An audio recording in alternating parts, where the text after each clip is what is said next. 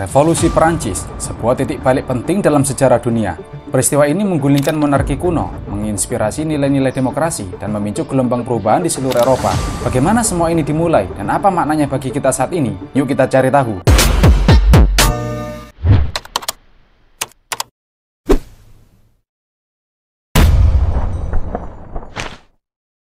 Latar belakang.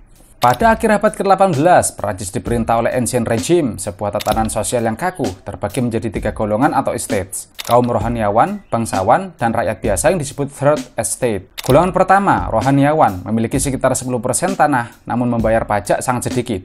Golongan kedua, bangsawan, hidup penuh hak istimewa. Sementara golongan ketiga, lebih dari 90% penduduk menanggung beban pajak yang berat dan hidup dalam kesulitan ekonomi. Krisis ekonomi memperburuk ketimpangan ini. Perang 7 tahun 1756 sampai 1763 dan keterlibatan Prancis dalam Revolusi Amerika 1775 sampai 1783 membuat kas kerajaan kosong. Pada 1780-an, Prancis diambang kebangkrutan. Pengaruh pencerahan. Di saat yang sama, gagasan pencerahan menyebar luas. Tokoh seperti Voltaire menantang kekuasaan raja dan gereja, sementara Rousseau berbicara tentang kedaulatan rakyat, pemerintahan dari rakyat. Montesquieu memperkenalkan ide pemisahan kekuasaan, cikal bakal sistem demokrasi modern. Arus pemikiran ini memengaruhi pemimpin-pemimpin reformasi dan revolusi, menanamkan benih bagi tatanan politik baru. Krisis keuangan dan sidang Estates General. Dihadapkan pada kehancuran finansial, Raja Louis XVI memanggil Estates General pada 1789. Sidang ini belum pernah diadakan sejak 1614, menandakan betapa parahnya krisis saat itu. Estates General seharusnya memberikan saran dan solusi, namun golongan ketiga menuntut representasi yang adil. Saat tuntutan mereka diabaikan, mereka mendeklarasikan diri sebagai Majelis Nasional, langkah berani yang memicu revolusi. Sumpah lapangan tenis dan pemberontakan rakyat. Pada 20 Juni 1789, anggota Majelis Nasional berkumpul di sebuah lapangan tenis. Bersumpah tidak akan bubar sampai Perancis memiliki konstitusi baru. Peristiwa ini yang dikenal sebagai Sumpah Lapangan Tenis menjadi simbol kedaulatan rakyat. Sementara itu, ketakutan dan kemarahan menyebar di Paris. Pada 14 Juli 1789, rakyat menyerbu penjara Bastille, aksi yang kini diperingati sebagai Hari Bastille, Hari Nasional Perancis. Penghapusan feodalisme dan deklarasi hak asasi. Revolusi semakin melaju. Pada 4 Agustus 1789, Majelis Nasional menghapus hak-hak feodal. Tak lama kemudian, mereka mengadopsi Deklarasi Hak Asasi Manusia dan Warga Negara, dokumen yang menunjang kebebasan, kesetaraan, dan persaudaraan. Tindakan ini menandai runtuhnya tatanan lama dan lahirnya era politik baru. Pawai perempuan ke Versailles. Krisis pangan dan kelaparan makin memuncak. Pada 5 Oktober 1789, ribuan perempuan berjalan kaki dari Paris ke Versailles, menuntut roti dan memaksa keluarga kerajaan kembali ke Paris di bawah pengawasan rakyat. Radikalisasi revolusi.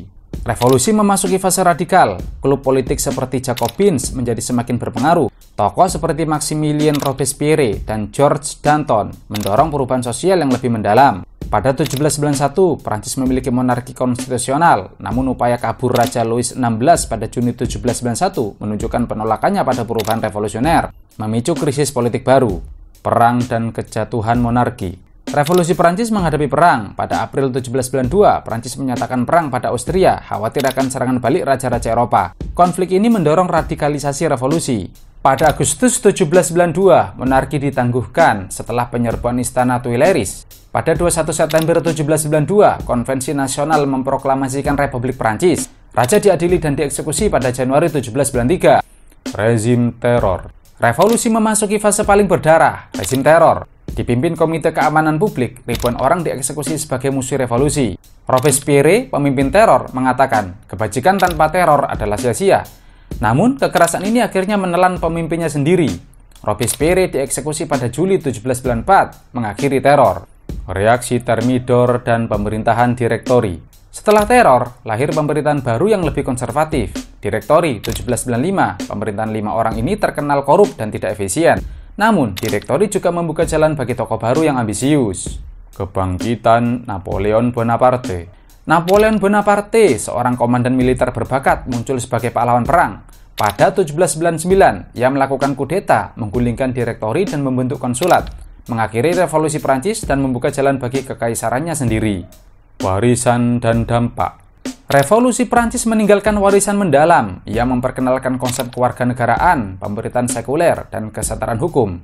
nilai-nilai yang masih menginspirasi dunia hingga kini. Sejarawan melihat revolusi ini sebagai perjuangan antara idealisme kebebasan dan bahaya kekerasan. Dari penyerbuan Bastille hingga kebangkitan Napoleon, revolusi Prancis adalah dekade penuh gejolak dan perubahan. Semboyannya, liberty, equality, fraternity tetap menjadi sumber inspirasi bagi banyak orang. Terima kasih sudah menonton. Jika Anda suka penjelasan ilmiah tentang revolusi Prancis ini, jangan lupa like, share, dan subscribe untuk lebih banyak konten secara mendalam. Sampai jumpa di video berikutnya.